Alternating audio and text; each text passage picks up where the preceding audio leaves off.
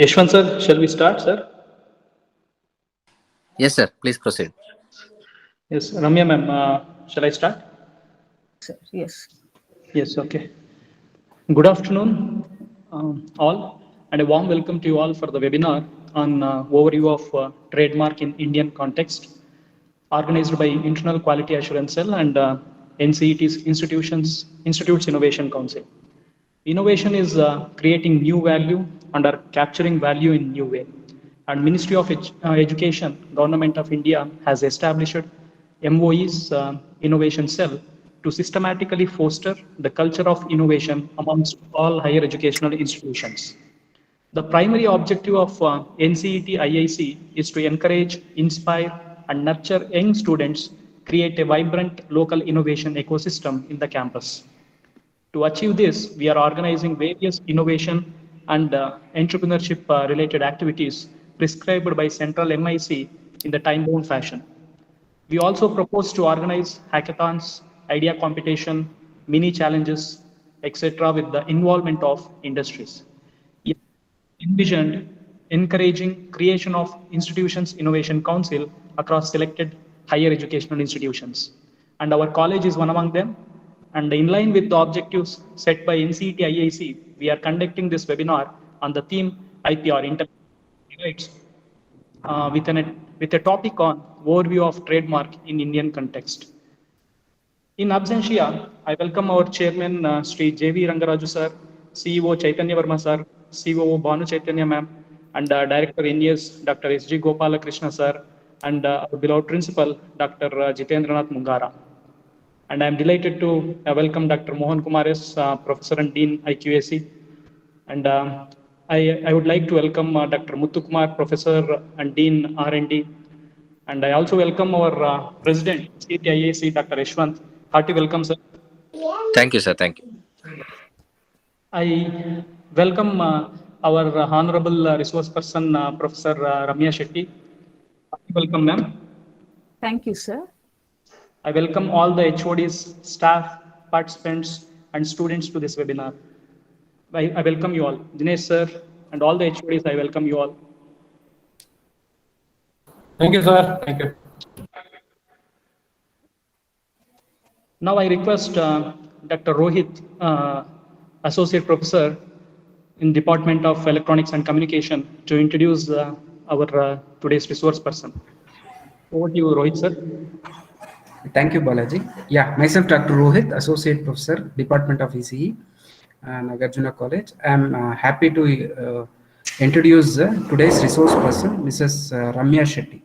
Mrs. Ramya Shetty is a law graduate from SDM Law College, Mangalore, and postgraduate in MBA with HR as a specialization from Mangalore University. She is having 12 years of both teaching and industrial experience. She started her career as assistant HR at Miletech Machinery, Bangalore, and therefore thereafter took up a teaching profession. Her areas of expertise includes law and human resource management. She is currently pursuing research in the area of human resource management from Mangalore University. She has presented many papers at national and international conference. Currently, she is working as an assistant professor at SDM PG Center for Management Studies and Research, Mangalore. Thank you. Over to you, sir. Thank you, Dr. Rohit sir. Now I request everyone to come to video mode so that we shall take one photo. All the participants kindly come to the video mode.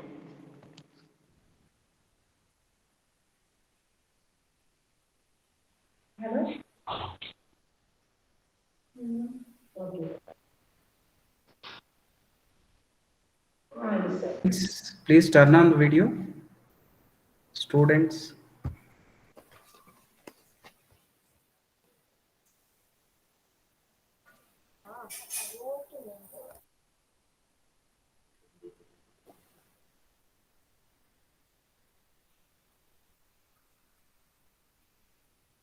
Request everyone to turn on the video, all the participants.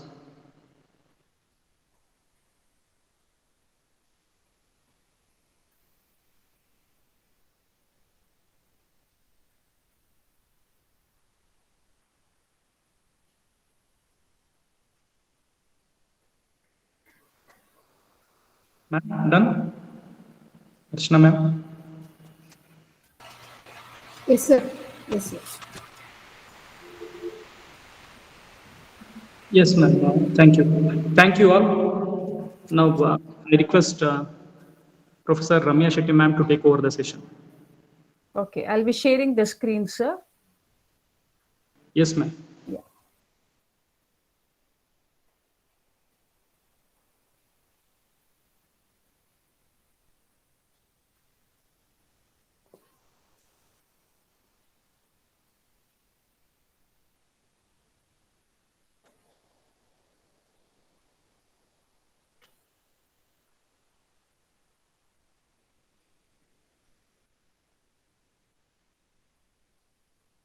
I think it is visible. Yes, ma'am. Yes, ma'am. It's Yeah. visible. Okay, fine. Yeah. Okay, hello everybody. And first of all, I would like to thank this institute for giving me such a wonderful opportunity to orient students on the concept of trademark, which is the most important concept in this business arena. So, first of all, I hope all the students are alert here because it's a post-lunch session. Students, Yes, ma'am. yeah, okay, fine. Have you all ever heard of this term trademark?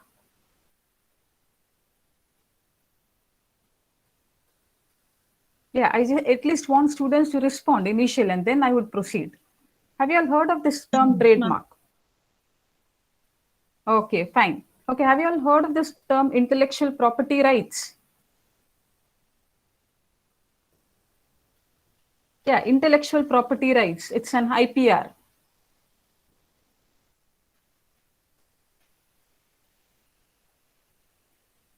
Okay, anyways, coming to the concept, when I talk about intellectual property right, it's nothing but a legal right which is enjoyed by an individual for his intellectual activities. So when I talk about intellectual property rights, it includes the patent, the trademark, the copyright, geographical indication, industrial designs, and all of this. And here, generally what happens is when you have an intellectual capacity to discover something, invent something, or to introduce something, definitely you want an exclusive right which needs to be protected under your name. And suppose if somebody is trying to use the mark or your invention, your discovery, this is where it becomes infringement, right? So here, basically in today's session, I would like to want to stress on the concept trademark. Okay, so when I talk about this trademark, okay, how do you think you will be able to differentiate one product with that of another? Now, for instance, take an example of mobile. Okay, you have Samsung, you have Apple, you have Oppo, Redmi, and so many, products in the market. So, how do you, when you just keep all the products together, or when you keep all these mobiles together of different companies, don't you think everything looks similar? Yes, everything looks similar, but how do you think you will differentiate one product with that of another?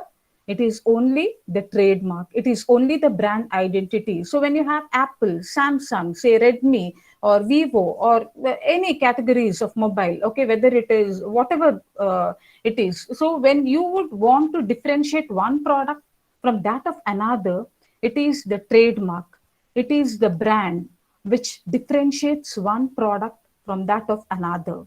So, any trademark should be capable of being represented graphically. So, when I say graphically, it is nothing but it should be in the form of image. Now, for instance, in Japan, you have a company called as Sumitomo Tires, wherein even the fragrance which is released when the manufacturing process is carried on, and when you come to the end product, the fragrance is also being trademarked, but it is not legalized in India as such. Okay.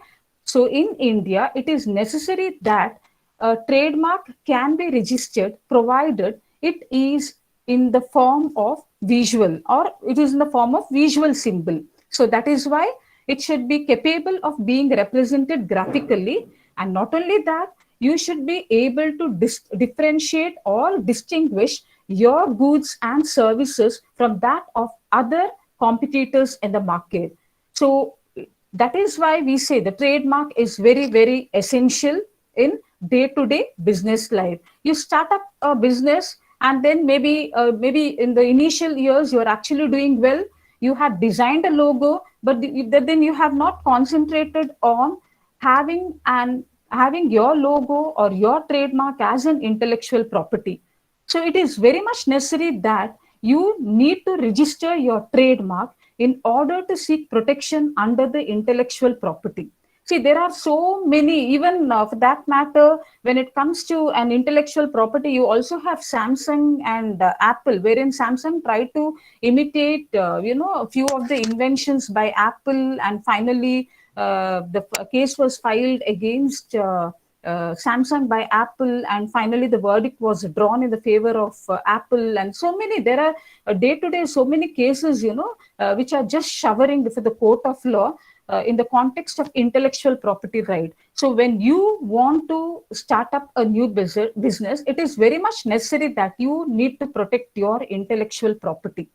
Of all the intellectual property, trademark is one. Okay, so one thing is that when you have your own mark, which is in the form of symbol, or it could be in the form of name, or it could be in the form of word, letter, number, whatever it is, okay, you need to get it registered. So this is how, as a proprietor, you can protect your idea, you can protect your product, or you can protect your services by differentiating from other competitors in the market.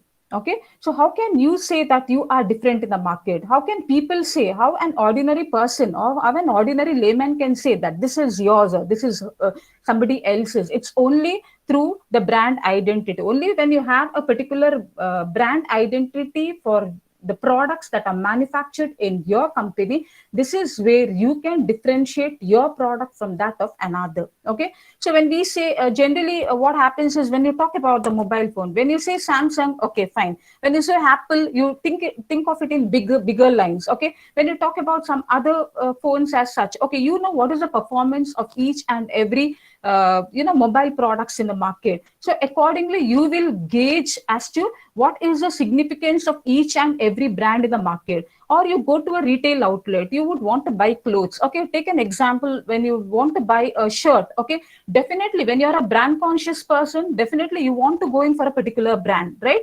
Okay, maybe the similar colors are available in so many brands, but you will be particular about a brand. So how do you go about identifying the brand? It's nothing but, okay, I want a shirt of United Colors of Benetton, or I want a shirt of Louis Philippe, I want a shirt of Van Heusen. Okay, so this is how you identify and you associate your comfort in the context of brand. And that is why, even in the context of any company for that matter, it is necessary that you need to create a brand image. And this is how you can promote your product in the market, and this is how you can gain a brand identity in the market as well. Now, when I talk about trademark, when I talk about logo, which logo is it? I believe that almost everybody are familiar with this. What is this logo? Students, yeah? Very good, yeah. Okay, so here it is nothing but a logo which is in the form of letter. And when it is written as McDonald's, it becomes a name, okay? And again, you have a tagline below that, right? So this is how, all of this can get registered, right? Now, once again, when I say Patanjali, okay, so here it's nothing but the Patanjali name is being registered with the trademark registry. And again, when I talk about slogan, okay, this is of the Nike. So however, you have this particular slogan which is registered under the Trademarks Act. And then again, when I talk about what can be registered under the trademark, here you have the shape of the bottle. So generally, when I say trademark, what is it that you can register under the Trademarks Act of 1999? It's nothing but a logo can be registered. You have a slogan which you have designed it on your own for your company, that can be registered.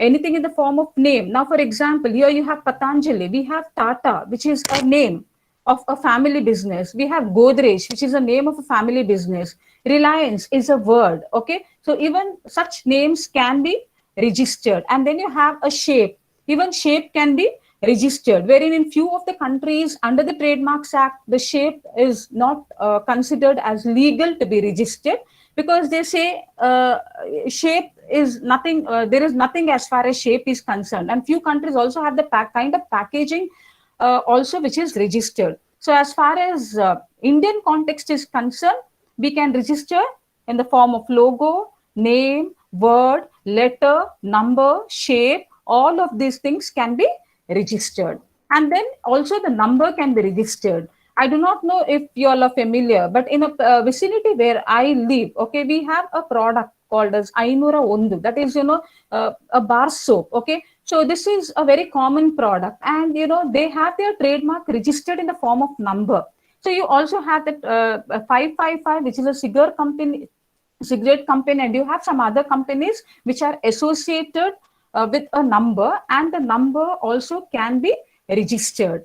And then you have the service marks. Okay, when I say service marks, generally only the service industries will be taken into consideration here.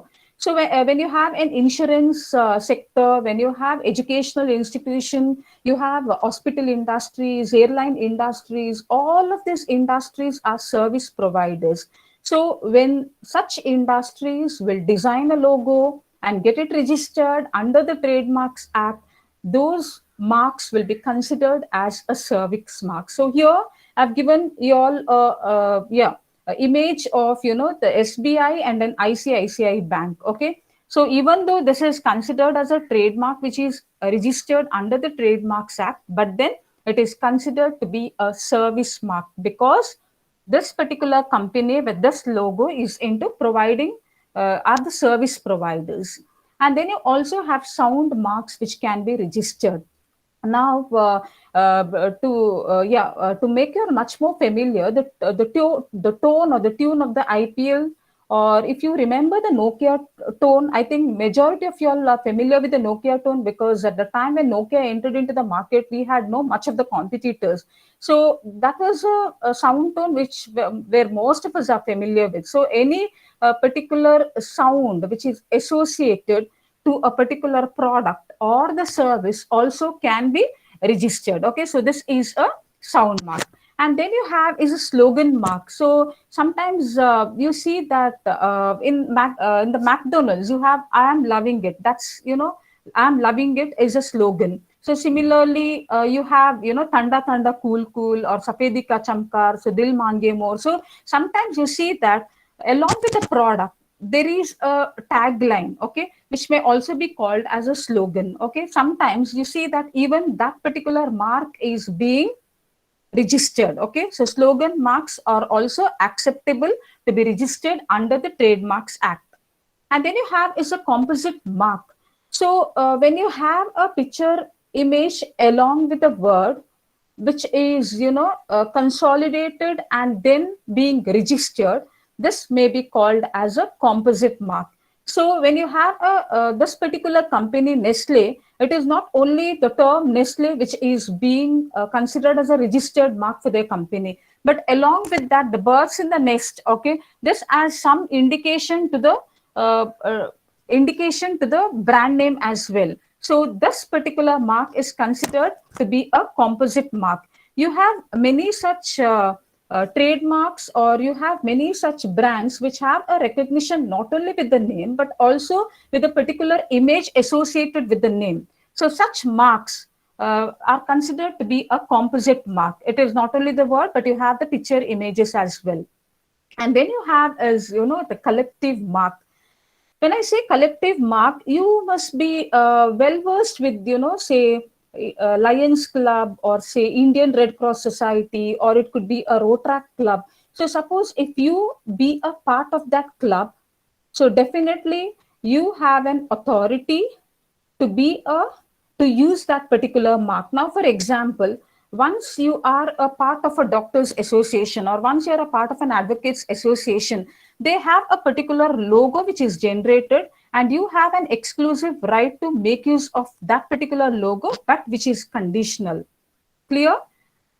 Similarly, when you are a part of a Lions Club, you have before your name the Lioness so and so, Lioness ABC, Lioness, and then if you are a part of a Rotary Club or a Rotary International Club, you have Rotarian ABC, Rotarian XYZ. Because you are a part of such association, or if you are a part of a trade union, okay, you may be getting some recognition because you're a part of a trade union. If you're a part of some of professional bodies or some association, you have some recognition because you're a part of that body. So you also have an authority to use that particular mark, being a part or being a member to that particular association or that particular body, which may be called as a collective mark. So suppose if I am a part of a Rotary Club, then definitely my name can be associated as, or if I occupy a position, say, of a secretary in a particular Rotary Club and so on and so on. So what happens is I can actually associate my name with the term Rotarian. So this is what is called as collective mark.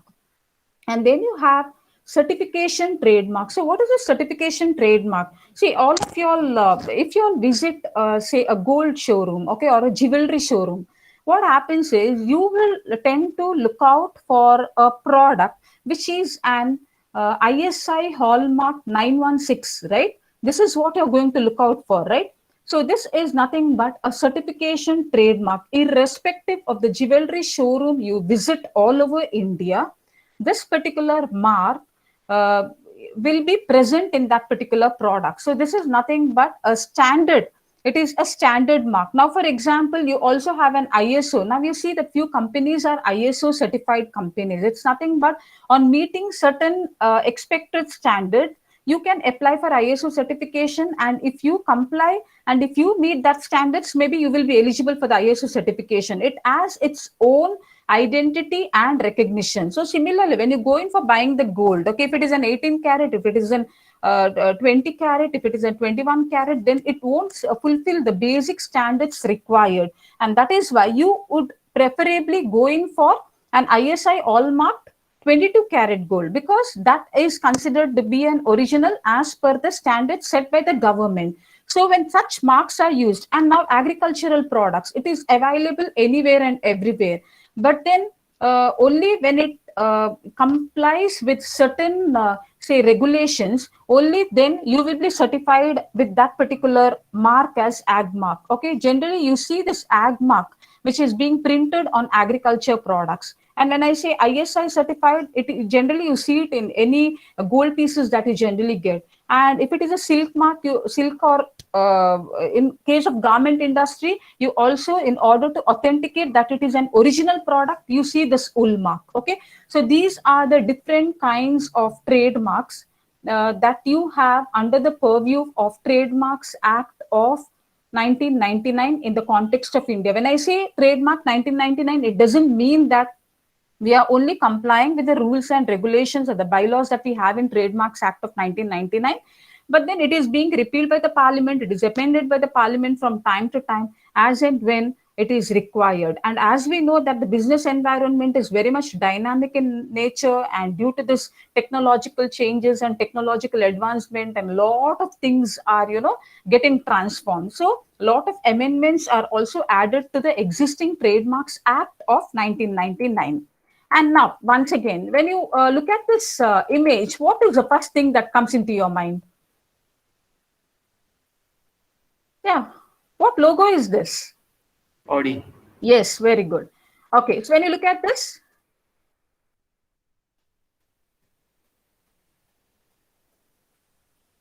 yes, students, please, I want to, yes, yeah. Okay, see, as soon as you see this product, you will immediately, the word slips out of your tongue, right? You say Audi, it is Apple, okay? Why is it? Because you're very much familiar with these products, and very oftenly you see this product, right? This is how this is being stereotyped, and it is already there in your mind, right? So similarly, when I say Colgate, what flashes in your mind? What flashes in your mind when I say Colgate? Okay, some would perceive the Colgate, the toothpaste tube, and some might perceive of brushing of the teeth, right? Okay, so the minute you look at the name, you will be able to perceive the image, and the minute you look at the image, you will be able to perceive the trademark or the brand as well, right?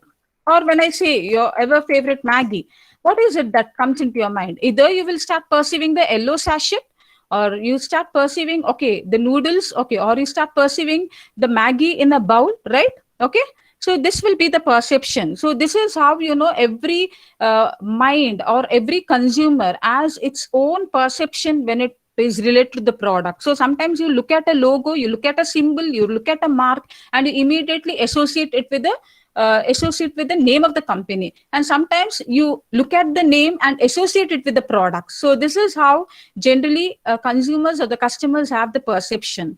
Now we come to the next important concept. Now here, can you see a TM above the Tyson? Can you see a small mark which is written as TM?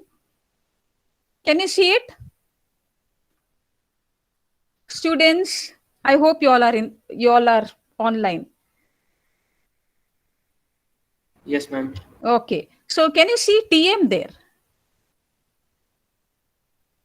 It's marked very small. If you just zoom it, you will be able to see TM. Okay, so that is a trademark. Okay, and one more thing, here you see Starbucks coffee, and below that, if you can see a small R, there is a difference as far as TM for trademark and R in a circle is concerned. This is very much important. Tomorrow, if you all are in the worst, or if you have an dream to become an entrepreneur in the near life, okay, in the near future, definitely you need to know the difference of this as well. So here I've mentioned registered and unregistered trademark. Now assume that you start up your own business, and then maybe you are running your business past 1 year, and now you have an assumption that you will definitely be able to run the business successfully, and now you decide, okay, why not I apply for trademark? Because you see there are many other stiff players in the market or other competitors in the market, and definitely you need to have a separate identity, and you want to differentiate your product from that of other competitors in the market. So that is why you apply for trademark. And it is not that you apply for trademark today and in day or two you get your certificate. No, the procedure is quite long enough. So if you are applying for a trademark on the application, generally after applying for trademark, you will be given an official receipt number, and once you are issued with that, you can use TM on your product, and then thereafter there's a long procedure for your trademark to get registered. So until your trademark is finally registered and you get a copy of registration, you will be eligible and you will be entitled to use, or you may be permitted to use TM. And only after the registration certificate is issued to you, only then you will be eligible to use R mark in that circle. Clear? So today you start a business, and maybe in a month or two, you want to apply for registration of your trademark, and then you can start using TM. And once you get your registration certificate, you can start using the R, that is a registered mark with a circle. So this is what is called as an registered and unregistered mark. So what is the benefit of using that TM? Now, for instance, assume that you would have started up your company, and then you are carrying on with the manufacturing process, you produce the products, and your products have good demand in the market. So I will be a competitor entering into the market, and assume even I am into manufacture of a similar product. I design a logo and I apply for trademark. And if the logo designed by me is similar to the logo designed by you, this what happens is, if you have a TM mark, if you have applied for trademark and you're using TM mark, it will prevent another person or a third party from applying for the registration of a trademark with a similar name. Okay, so you can prevent a third party from infringement. You can prevent a third party from using the same mark for which you have applied. Sometimes it so happens that you start up a business, and then you see that you have reaping profits in your business, your competitor learns your technique, the competitor learns your tactics, and then finally tries to imitate your idea and starts up a business, and finally will be a very tough player in the market. And thereafter what happens is try to imitate your trademark as well. See, if you would have not applied for trademark, then you cannot say somebody is infringing your right. Maybe you're using on your product but you have not registered. If that is the case, then you are in trouble. So you start up a company, then make sure that you also have your intellectual property preserved or protected in your name. Okay, because initially you will not know the significance of the same, but then if your business is going to take a good step, then definitely when this procedure is too long, then you may have to suffer losses or you may have to face severe consequences. Okay, so this is all about registered and unregistered trademark. Okay, so once you apply for registration, you use TM, and once your registration certificate is issued to you, you can start using the R in the circle. Okay, so now we have a concept as far as product, a class of goods are concerned. So when I say class of goods, it's nothing but the trademark. When you apply for a trademark, you may also have to find out as to the class of goods for which your trademark belongs to. Now, for example, if I'm starting up, say, a new business and it is a service industry, then I can make an application under class 35 to 45 in case of service based industry. In case it is a product based industry where I'm into manufacture of product or producing of the products, then trademark application can be filed under the class 1 to 34. So altogether you have about 45 classes in trademark, of which up till 34, that is 1 to 34, you have the category of different products. So you will have to find out into which category you belong to and accordingly make an application. And suppose if it is your service-based industry, you have to find out between 35 to 45, because when I say 35 to 45, maybe one of the class is for legal service and one of the class is for insurance services, and another class it could be for medical services. So there are various services provided. Okay, so this class is categorized for various services, and accordingly you have to be identifying to which class you belong to and accordingly file an application. Is that clear? So you have altogether 45 classes under the trademarks. Okay, so this is how it is being classified, because it is very much necessary that all these particulars have to be stated clearly in the application form when you apply for trademark registration.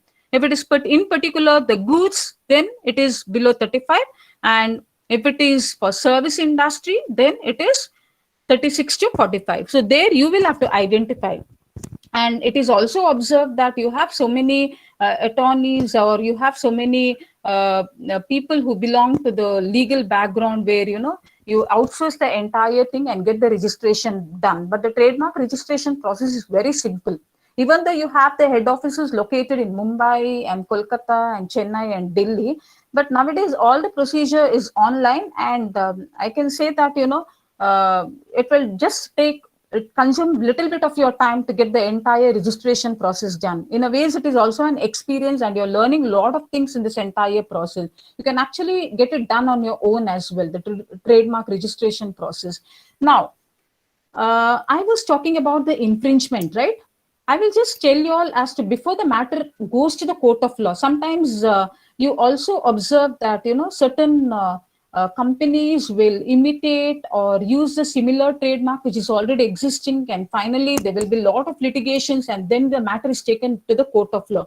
But before the matter goes to the court of law, the registrar of the trademark registry office has all the authority to refuse or reject the trademark application. So you have also the instances of Honda, which has registered its trademark for motor land vehicles, but then later on, it was observed that the pressure cooker company, the company which is into manufacture of pressure cooker, also has applied for registration in the same trade name, that is Honda. And in the very first stage, it was being refused.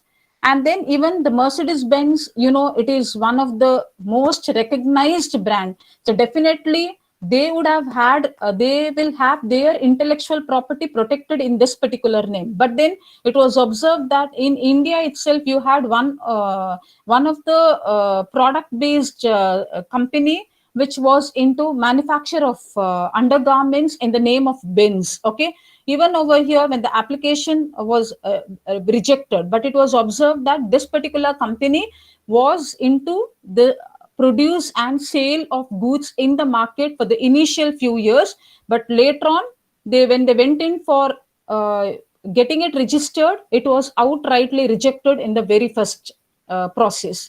And then you also have 7 o'clock, which is a very well-known brand, which was a registered trademark for shaving blade. And then there came into existence a toothbrush with a similar trademark, 7 o'clock, which was also being rejected. Toshiba, you know it very well, that was used for soaps and detergent, which was then rejected. And then you also know the Bata, the well-known shoe manufacturer, they have their trademark registered in the name BATA, but then you had one more product which ventured into the market with a similar name, that is sewing machine. And then but this had gone into litigation as well, because people started pursuing that the sewing machine belonged to the same Bata which existed as a shoe manufacturer. So this had actually created a lot of confusion in the minds of consumers as well. So how this was being rejected by the registrar of the trademark registry office in the process, during the process of registration. Okay, so this is a very interesting as to how the trademarks are divided into different categories. Okay, so you have one such mark which is called as fanciful trademark. Remember, when I say fanciful trademark, this is a name where you will not find it in the dictionary. It is a name which needs to be invented, or it is the name which has to be designed by you itself. In the place, in a vicinity where I live, you have a company by name Kalp BPO, KLP. Okay, this particular Kalp BPO is a company with an assortment of letters. There are 4 owners to this company, and this particular company is owned jointly by 4 of them. And the 4 letters of their name, the first letter of their name is taken together, and with the assortment of letters, they have formed the name of the company, what's called as Kalp BPO.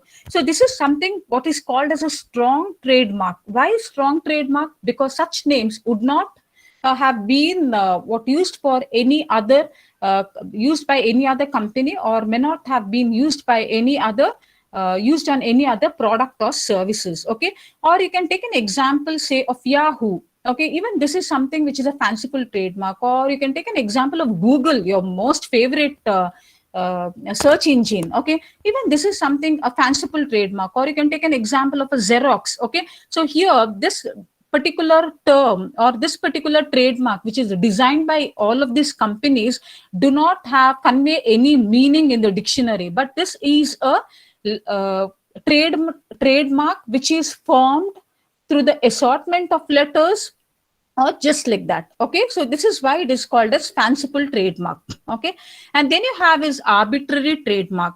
When I say arbitrary trademark, it is very simple.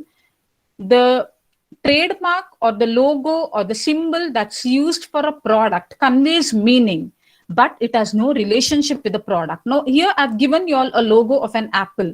See, now, if you see, mobile is an electronic product, but apple is a fruit. Apple as a fruit conveys its own meaning, and mobile is an electronic item. So when you have a particular logo or a symbol or a name or a mark which is designed for a product which is totally unrelated, but as when it is separately taken into consideration, both conveys good meaning. But when it is related to, when a product is related with a trademark, image, or a logo, it does not convey or it does not match with each other. Do you all agree? Now, if I'm to talk about the camel ink, the camel is an animal, right? But ink is a stationary product. So here what happens is the image or the logo and the product absolutely have no connection or are not related to each other, right? Or if you take an example of a jaguar, okay, jaguar is a very fierce animal, right? but then it is associated with an automobile product. But definitely the company wants to prove why this particular Jaguar has a trademark to this particular automobile product, because they want to prove that this particular automobile car or this particular product is as fierce as animal, it is as fierce as Jaguar. Okay, so when such marks are used on the product, that is what is called as an arbitrary trademark. So such marks are generally considered to be the strong trademark, which is not all that easy for infringement. Okay, and even without the knowledge, there are lesser possibilities of any infringing such existing trademarks. And then moving on to the descriptive trademark. So when I say descriptive trademark, now all of you all have heard of this particular brand, Sharp Television. So when I say Sharp Television, Sharp is one of the feature of the television. So, or let us take an example of Cool and Ice. Now, Cool and Ice for ice cream shop. Okay. Now, ice cream is a product. Cool and Ice. Generally, when it is an ice cream, tends to be cool and it tends to be ice, right? So the Cool and Ice is one of the description of that particular product. Ice cream is a product. Cool and Ice are nothing but the descriptors or the description of that particular ice cream. Maybe when you're using such trademark or getting such trademark registered, that is what is called as descriptive trademark. Clear? And that is considered to be a bit weaker trademark, because it is, the possibilities are high that such trademarks are likely to get infringed by the third party. And then you have is a generic trademark. So now when I say generic trademark, now what is that? Yeah, Band-Aid. Here I've given Band-Aid is a name for a Band-Aid. So you're directly using that particular name. It is as genuine as that. Okay. Now you have a stationery shop and you have varieties of pens sold in that. Okay, and you give the trademark, you register your trademark as pen and book stall. So it is very generic. Okay, and maybe you have an ice cream stall and use a trademark as ice cream shop. Okay, so when you have been genuinely using a trademark which has a direct association with the product, that is called as a generic trademark. But such trademarks cannot be protected, because and people should avoid using such trademark for the reason that if it is a generic mark, the possibilities or the chances of such trademarks getting registered is very common. And every time it is like you have to keep filing opposition, because maybe somebody will try to use that trademark and then they will apply it in the registry office of the trademark. And in the procedure, what happens is when it is published in the trademark journal, somebody will have to file opposition and you will have to always keep an eye. So it is better tomorrow if you are going to start up a business, either going for a descriptive mark is at least suggested, but otherwise going in for an arbitrary mark or the fanciful mark is highly suggested, because those two marks are considered to be the strongest of all. Okay, fine. So what should one take into consideration while selecting a trademark? This is very important. One thing is, it should be easy to speak, spell, and remember. When you look at a particular brand, or when you read a name, a brand of a particular product, it should be very easy. Now, for example, you have Sony television. It's very easy. You just tell, okay. And you have some other, okay, when I say Nokia, it's quite easy to pronounce, or Tata, it is easy to pronounce, right? And it is easy to spell as well, okay? And the best of trademarks are invented words of coined words. So when I say invented words of coined words, it's nothing but it should generally be a fanciful trademark. If it is a fanciful trademark, it is invented or discovered by you, and you yourself are going to convey the meaning or associate it with the product. So this could be considered as one of the best trademark, and make sure that that particular trademark is quite easier to spell, easy to remember as well. And it should be short enough. Now, if I take an example, say of the retail outlet, the shirt, okay, United Colors of Benetton, it's such a long name, okay. People, rather than telling that particular trademark is United Colors of Benetton, they say it as UCB, okay. So actually the trademark is not so, okay, because I have seen a few people who just pronounce it as UCB rather than telling it as United Colors of Benetton. Or generally the ladies, when they visit the parlor, okay, generally what they see is in order the conditioner that's used in the parlor, what's called a Schwarzkopf. Okay, the spelling itself is Schwarz and PF. Okay, so this is how it is pronounced. Okay, but then when the way it is pronounced and the what is that the spelling used in framing this particular word, okay, it is quite difficult and it is not all that easy to remember. It will be spelled in a very different manner, okay, and that is why when you design a trademark, keep it in mind, you're not designing it to yourself, but you're designing it to others, okay. So that is why the third party or the public should be able to pronounce your word easily, remember your word easily, and that it should be simple enough. It should not be too long as well. And avoid adopting laudatory words. Like sometimes you will use the word like fantastic, superb, high quality. Just avoid using such words. Even though the trademark office will accept those, but then that will not. That will not have its own significance in the market and it will not sound good, and that is why it's better you adopt making use of such laudatory words. So now we are coming to the registration of trademark. With your permission, sir, may I continue? Yes, ma'am. Yes, you can Yes. continue. Okay. So coming to the main concept, how do you go in for registration of trademark? So under the Trademarks Act, Section 18 to Section 24 basically deals with the registration of trademark.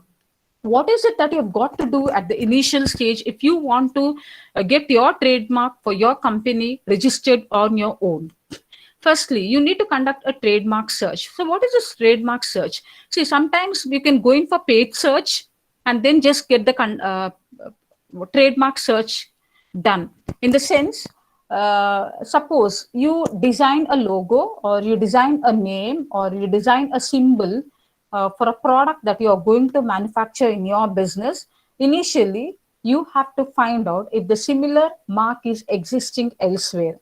At the initial level, you start conducting a Google search. You try to browse through few IDs and you try to find out if the trademark search can be conducted on your own.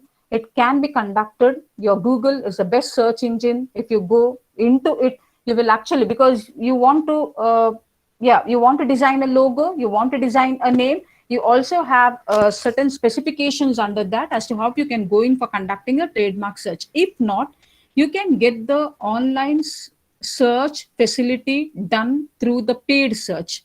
On payment of the prescribed amount of fees, a paid search will be conducted within the stipulated period of time and a detailed document may be given to you. Okay. In the sense, when I say detailed document, if there are somewhere similar marks existing elsewhere or a mark which is quite near to the trademark logo that is designed by you, then such documents will be given to you. So on conducting a paid search, you can retain all those documents and this document will act as a proof of good faith. Suppose if anybody files an opposition in the future. Clear?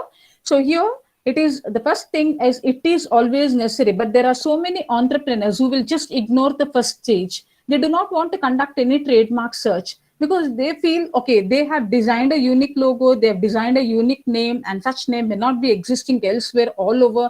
And with that particular confidence, they just go ahead, okay, and without ignoring the first process. But it is advisable that you have to be conducting a search. You do not know, there will be like-minded people elsewhere in the world as well. Maybe if your thought process is something in one ways, maybe there is a person elsewhere in the world who has a similar thought process, and that is why to be on the safer side, it is advisable that you go in for conducting a online search. Okay. And suppose if there is any opposition, the entire documents which is saved after conducting the online search will act as a proof of good faith. And then you come to the next procedure. After having conducted a detailed search, you come to the next procedure, and that is application for the registration. So when you go in for application of registration, first of all, you have to give a detailed description of what your product is, why you have designed such a trademark, what is the connectivity as far as your product and trademark is concerned, and each and every minute detail with regard to the representation of your trademark has to be given. And then what type of trademark? Already I've given you all an insight into arbitrary marks, fanciful marks, or various other marks, the descriptive marks, generic marks, and so on. So you also need to give a description about type of trademark that you have designed. And then you have a class of goods. So when if it is a service-based industry, there are different classes. Between class 1 to 34, you have the product-based industry, and from class 35 onwards, you have a service-based industry. So class of goods to which your trademark is designed, that needs to be mentioned clearly. And then you also need to mention, see, because sometimes there are few entrepreneurs who will start designing a logo, start using the logo, and then they will apply for registration. Okay, so that is why that also needs to be specified as to whether the trademark is in use or proposed to be used. The specification regarding the same needs to be furnished in the application, and once all the details are furnished, and suppose if the registrar is satisfied with the information that is furnished by you, your application may be accepted, and you will be given an official receipt with the TM number. Only after the issue of this particular official receipt, you can start using the TM on your product. And thereafter, your product is being protected under the intellectual property, which means nobody can infringe or try to imitate the logo or symbol or whatever the trademark that you are going to register. So this is how the application for registration is being done. And then we move on to the next process, and that is trademark examination. So here what happens is your application will be scrutinized. Once after you apply, the registrar along with his team will scrutinize your application. And if your application, the details furnished in the application is found satisfactory, then there will be absolute acceptance, which means that it goes for the next process. And suppose if there are some obvious errors found in the trademark description that you have given, then there are every possibilities that your application will be sent back to you, or you may be sent a notification stating the modifications that need to be done in your trademark description. And then thirdly, refusal. That is nothing but your application is rejected on certain grounds. Maybe in the initial stage, scrutinizing of the application takes place. TM number will be given to you all. And suppose in the third stage, if at all your application is rejected, then what happens is the official receipt and the trademark number which is given to an applicant may be revoked back, which means that the applicant cannot continue using that particular official receipt number, and the TM cannot be continued to use, and that is why it may be revoked. So suppose if there are any modification, now for example, certain changes are to be made in the trademark description which is submitted to the registrar. So here the applicant will be given back his application to make modification. So here there is a condition wherein within 3 months after within 3 months, all the modification needs to be done, and it has to be resubmitted to the registrar of the trademark office. So 3 months time will be given for amending or modification or to bring in any changes to the application which is already submitted to the registrar office. So here the examiner, that is the registrar, will have every authority to either accept it or reject it, or ask the applicant to make some changes and resubmit the application. So this is called as a third procedure. And then suppose if everything is done in the previous process, then comes the acceptance process. So here in this, after acceptance, there is a separate journal called as trademark journal. So the entire description of the trademark needs to be published in the trademark journal. So here when it is published in the trademark journal, the details, that is the particulars of the applicant, what product it is, whether it is a service-based industry or the product-based industry, when it is being filed, all of this information needs to be furnished. And this is open for the public view. And suppose if at all, if any person has an objection, then they can file an opposition within 3 months of the date of advertisement. Okay. So as soon as it is accepted by the trademark registry office, it has to be published in the trademark journal. And if the public or any third party wants to raise objection with regard to the trademark description or the specification given in the trademark journal, then within 3 months, the opposition may be filed. Clear? And after that, if everything is done, and if you have given the required justification and clarification for the opposition that is raised by the third party, and if your application is accepted, and then this is where the registration procedure comes to an end. Okay, so the registration certificate will be issued to the applicant with the seal of the trademark office. So now another question arises: what is the duration of the registration? See, when I talk about the duration of registration, you know the kind of procedure that's involved in getting the registration of the trademark done, right? So at least it is minimum 1.5 to 2 years.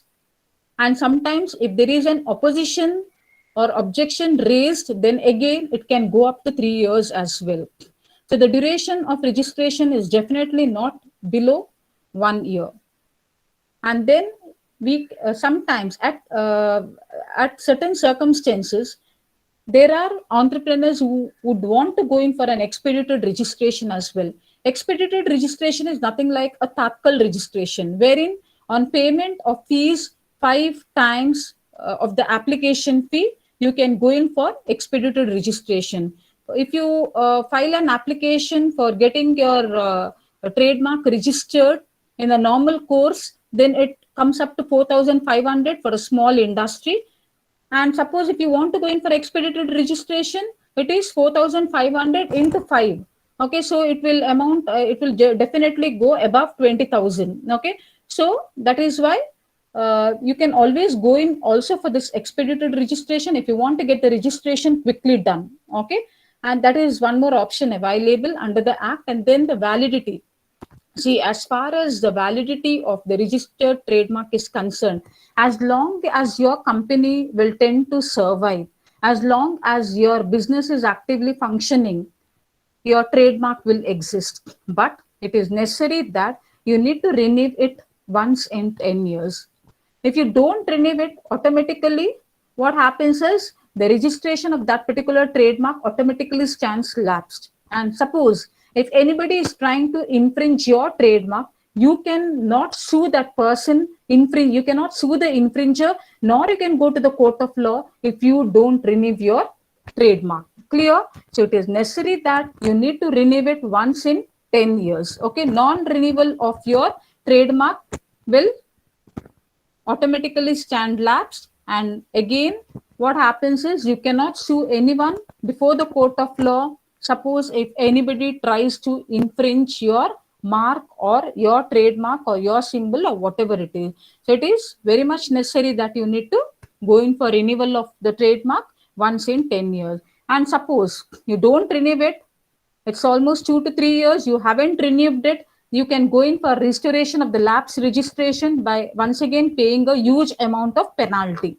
Okay, so ultimately, if you don't do your task on time, it's nothing but you will have to face the consequences. This is how it is. So this is generally the procedure that's followed for the registration of trademark. So in short, apply for registration, examination of application takes place. Once it is accepted by the registrar of the trademark, it is being published in the trade journal, and then you wait for 4 months in order to find if any objection is raised or if any opposition is filed. And if there is any objection or opposition is raised with regard to the trademark description or the trademark symbol or name that you have designed for your product, then an hearing has to be done, and accordingly the matters will have to be settled. And once everything is settled, you get the certificate for getting your trademark registered, and then make sure that you renew it once in 10 years. So this is generally the process involved, and this is what you need to remember if you want to go in for registering your trademark after having established your own setup. And then the trademark, I'm coming to the last slide. And yeah, the trademark office has every authority to cancel the registered trademark. Under what circumstances? One is you are not using the trademark in a normal course or trade. Maybe at the time when I've applied for at the time when I've applied for registration of the trademark, I would have applied saying that I want to carry on with one particular manufacturing process and sale a particular category of goods, but I'm using some other class of goods. I would have registered a trademark under the class of goods, say class 3 and class 4. And thereafter, with years, I have started using it for other category of goods or other class of goods. So if you are not using the trademark in the normal course or trade, then there are every possibilities that your trademark stand cancelled. And if your trademark is wrongly registered, you have given fake information, you have given fake documentation, and you would have given the documentation of the paid search, which is not a genuine one. And ultimately, you have got it registered through involving yourself in bribing activities and so on. If you have done this, then definitely, if it is brought to the notice of the trademark registry office in the later days, or if they learn it on their own about all of these fake informations furnished by you, then automatically your trademark registration, the registration of the trademark stand cancelled. And suppose if you have registered a trademark and you are not using your trademark continuously for more than 5 years, then under such circumstances, what happens is there is every right for the registry of the trademark to cancel your trademark. Okay, so yeah, with this I conclude the concept, and yeah, that is what I think. The session, I can keep the session open for questions. Yes, ma'am. Thank you very much, ma'am, for an excellent presentation. Thank you, The sir. presentation were very lucid and informative, and it is a very new topic for engineering students. And hope everyone have enjoyed this session, ma'am. Okay. Now I request, yes, ma'am. Now I request the participants, if they have any questions, they can unmute themselves, and they can ask, or else they can put the questions in the chat box.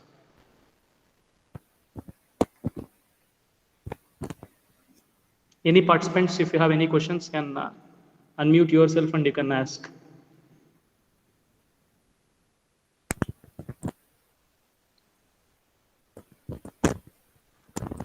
Yes, Yeah, ma'am. I have. students. Yeah. Kindly.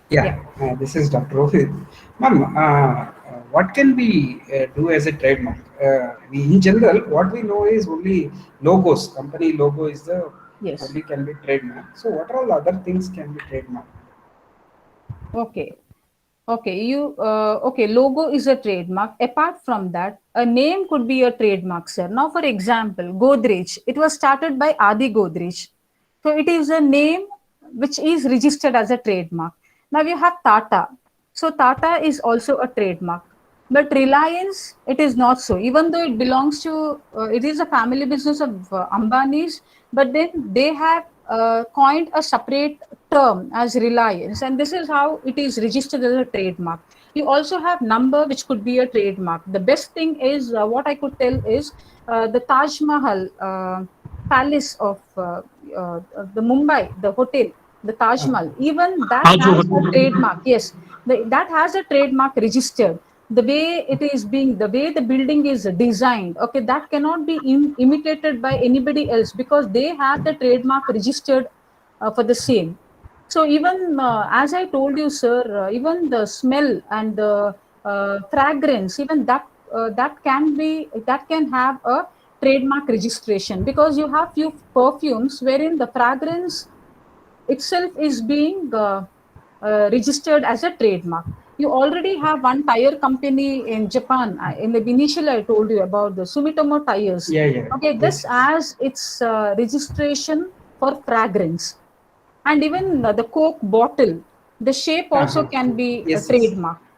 So all of this is This can be trademark, yeah. even a which is in the form of number, which is in the form of a word, which is in the form of letter. Now, for example, LG or HP. HP is nothing, name of a person, Hewlett Packard. Now, Dell is a name of a person. The Dell Correct. company belongs to Michael Dell, but it is branded as a Dell, and this is how it is.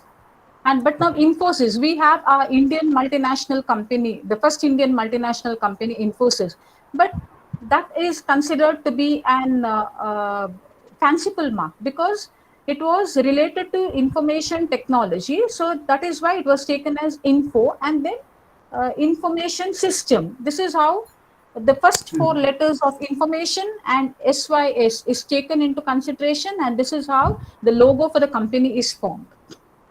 So all of this could be a trademark. It could be in the arbitrary mark. It could be a fanciful mark, and all of Yeah. those. And sometimes you see a few names of the company wherein they take the first letters of all the family members. If it is mother, father, and two kids, they take first letter.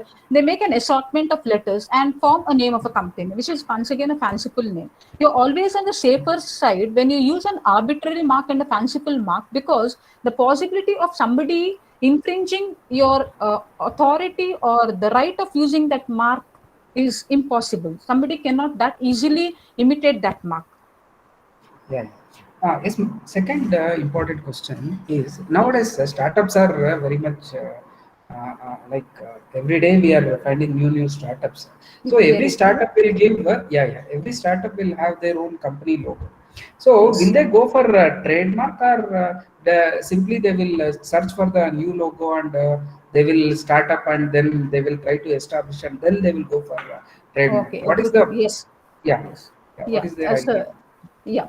So generally, when you have many startup, one thing what I prefer to tell you is they will only concentrate on the registration process because as it is, when you go in for a startup, you have a very lengthy registration process because you have to submit the documentations and all of those lot of things. And so you already have an agency which is set up by a government, okay, like TCO, Technical Consultancy Organization, and you have other agencies as well, wherein these entrepreneurs will entrust this entire task of getting the registration process done by the third party on payment of certain amount of fees. And this third party or this agency will actually put forward lot of things. Okay, you have do you want us to design a logo? Do we register it and get it done for you? So this is how they go on putting lot of proposal across the entrepreneurs, and entrepreneurs will wish to complete all these formalities whatever required. And there are few entrepreneurs who are very careful enough when it comes to dealing with the financial matters, and they would want to do it on their own. There are few entrepreneurs who are just using the trademark, which is not a registered trademark, but only to in order to see that the market is able to identify and differentiate their product, and that is why they start using the trademark, which is not registered nor is in the process of registration.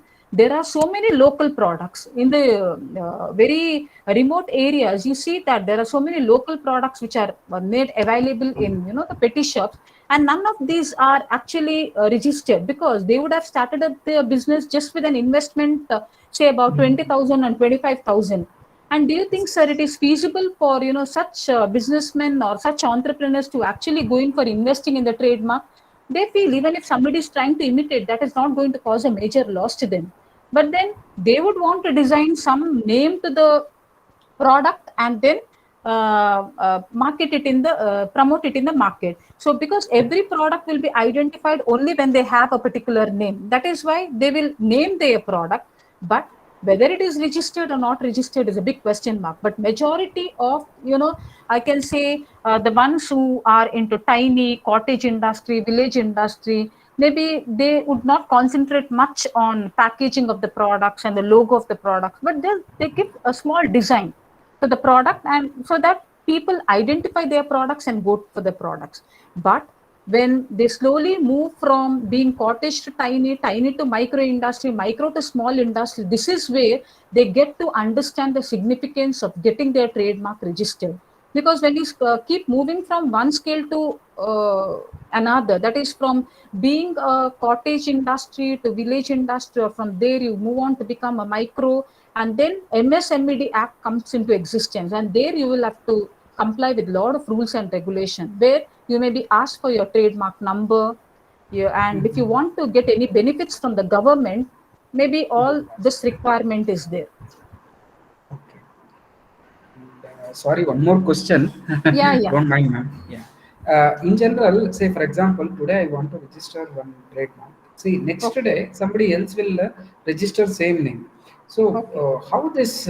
See, for example, it is similar to a publishing a paper. Probably you will also put a paper. I will also put a Yes. paper to national or Yes. international conference or journal, whatever it is.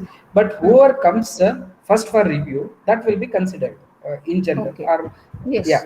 So Mm. how this trademark in this trademark case, how exactly it will be evaluated or The Yes, yeah. it is a same rule here, sir. It is a first come first serve basis. Maybe you Okay. would have applied for a trademark Mm-hmm. Mm-hmm. 2 days back, and Okay. then that will be scrutinized, and Mm-hmm. then maybe my application comes after your application. Maybe the trade Yes. name or the trademark which you would want to go for registering, and the Mm-hmm. trademark or the trade name that I would want to register is Okay. almost the Okay. same. But then Mm-hmm. every trademark application is given a number, and accordingly it will be taken for scrutinization. So obviously your application comes first, and then comes my application, right? So maybe when it is your application first, your application will be accepted. Then comes my application, which is subject to rejection. And So one every more. official Yeah. receipt number is given. So obviously there are no possibilities of, the person who comes who comes later. There are no chances that their application is likely to get Is there accepted. any like international and national trademarks, ma'am, or is Very it true, only? sir. As far as trademark is concerned, every trademark is every trademark has its own law prevailing in the respective countries. If you have a trademark designed in India, and if you want to protect your trademark also in abroad countries, assume that you start a company, you manufacture a product, and later on you decide to go in for exporting of your product in abroad countries. And suppose if there is already a similar product existing with a similar trademark, there are every possibilities that the countries can file an objection against you. You will have to once again revise your trademark and apply And according to the trademark law existing in that respective country. Even in sure. case of other intellectual property, if it is patent Mhm. as well, you have to understand the law of other country and abide by that. And then it is necessary that you need to file your patent or trademark in your country. And then once it is accepted, then you can apply it in other country. So once again, the same procedure will apply, because Okay. even the intellectual property law exists in other parts of the world as well. But ultimately, all the intellectual property laws of all the country is governed by the TRIPS agreement under World Trade Organization. So Okay. under the TRIPS agreement, you have lot of regulations and bylaws, but it is always necessary that any intellectual property rights implemented in any country should be well in conformity with the WTO agreements, WTO TRIPS agreement. TRIPS is trade related intellectual property rights. So whatever be the laws that you implement in relation to the intellectual property rights, that should be in conformity with the TRIPS agreement, which is being formulated by WTO. This is something that every country needs to follow when passing of any laws under the IPR. So Okay. even we are a part of TRIPS agreement because we are a member of World Trade Organization. So there are Yes, many ma'am. Yes. countries who are the members of World Trade Organization. Thank you, ma'am. Thank you so much. It Yeah, was thank you.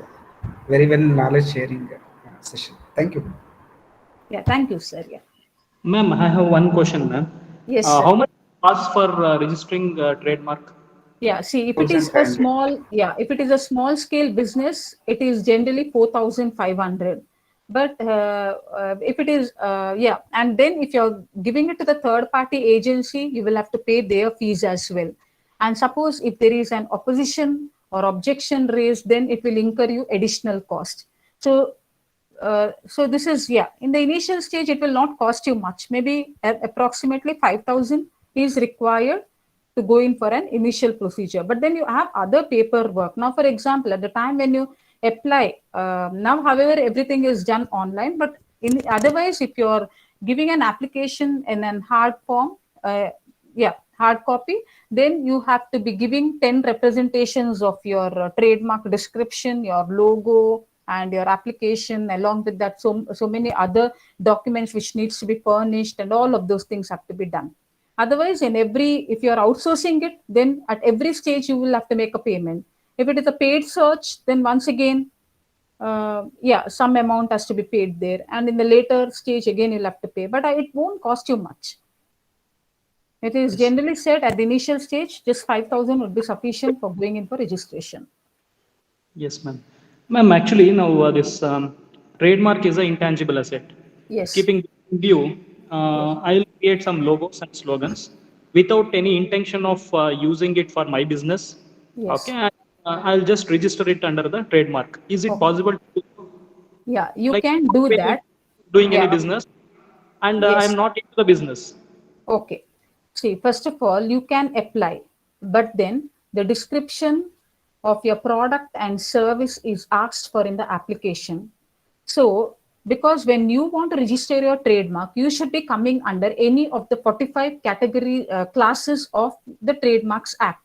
So, out of the 45 classes, class 1 to class 34 is related to product-based industry, and class 35 to class 45 relates to service-based industry. So when I say service-based industry, maybe if you are starting up your own hospital, which is a service-based industry, or airline industry, or it could be an institution, or it could be an a legal associates, anything. All these are nothing but service providers. When I say product, you are into garment business, you are into manufacture of ABC product, and whatever it is. Okay. So it is necessary that you need to mention the class of goods for which your trademark is to be registered. So in the application, if you don't mention the class of goods for which the trademark is sought, if you don't mention what your product is, if you don't mention the description of your trademark and the connectivity of your trademark that is designed in relation to your product, then obviously your application will not be pushed to the further process. But sir, one thing what I would want to highlight is there are people who would give fake information and ultimately get it registered. But genuinely, they may not be producing products, or they may not be running any service-based industry. So once after they get registered, the trademark registry office also will keep the trademark numbers under observation. Once a logo is designed and it is being registered, you need to keep it functional. And if it is observed that for the continuous 5 years it is not functional, your trademark registration is liable to stand cancelled. But otherwise, it is not all that easy that you can design a logo and get it registered. Sometimes, bribery practices involved may help you in getting it registered, but then there is no guarantee that you will be able to survive in long run. Because however, the description of your product or service has to be given, and then they will start relating whether it is an arbitrary mark or a fanciful mark, how it is associated to the product, why it is not associated to the product. Is it suggestive mark? Is it a descriptive mark? All of this, that is what is called a scrutinizing of the application. Scrutinizing of the application itself will take 2 months, because thorough study needs to be conducted in and out, and this is how the feasibility is done. Whether it is feasible to use and register such a logo in association with a product or service, all this is done, and only then they proceed.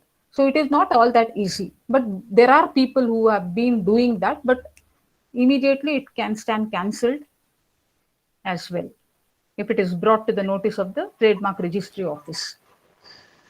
Yes, ma'am. Thank you very much, ma'am. Yeah. Now, any other participants, if you have any questions, you can unmute, or you can post it in the chat box. Any others?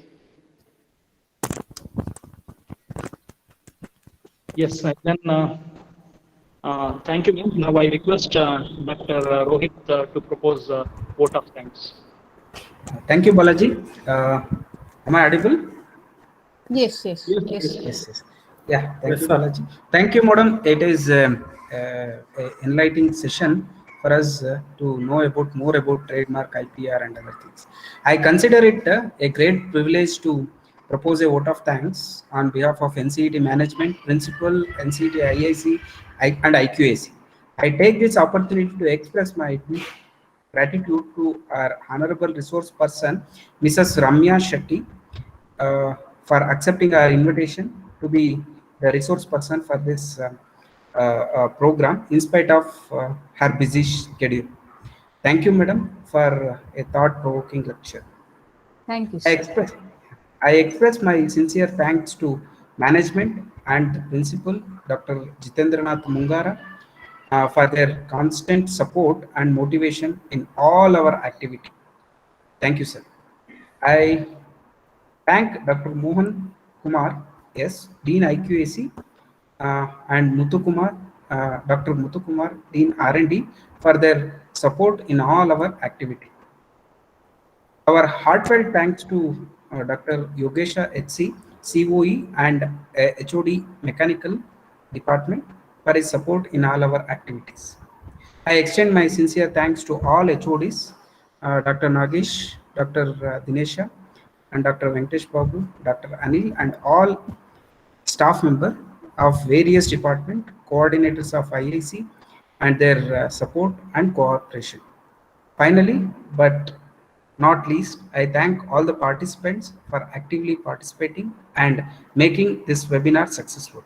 Thank you, one and all. Thank you, sir. Yeah. Thank you, Dr. Rohit, for proposing the vote of thanks. Yeah. Ramya ma'am, it was a very informative and it's a very good session regarding trademark and IPR. I thank you, madam. Please be Thank you, sir. associated with NCET so that we can call you in an offline mode. Okay, Yes, surely, ma'am. sir. Yes. Maybe, Thank you. ma'am, offline, I wanted to ask one question. Any trademarks you have filed, ma'am, till now? Myself, no, because Okay. I am a law graduate. I have a special interest in the subject area like patent, trademarks, and all of those. Okay. Yes, ma'am. Yes, One ma'am. second, one Yeah. second. Participants, kindly give your feedback. The feedback link is posted in the chat box. I request everyone to give the. Yes, ma'am. Please send your email ID or phone Yeah. number so that we can have a contact maybe in the chat box or we can Yes. collect from Ishwan, sir. Yes. Yes.